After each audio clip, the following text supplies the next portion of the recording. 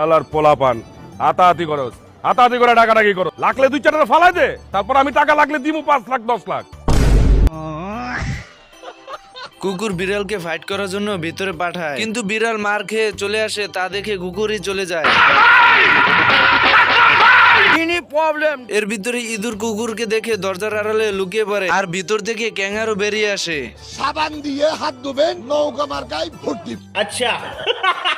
এরপর কুকুর বুক পেতে দাঁড়িয়ে ক্যাঙ্গারুকে বলে লাথি মারার জন্য, আর এদিকে ইঁদুর এসে কুকুরের পায়ে কামড়িয়ে দেয়। সব দইছে না ব্যথা? কেন মারছি কত দেহি? আমি বলুম না, আমার শরম করে।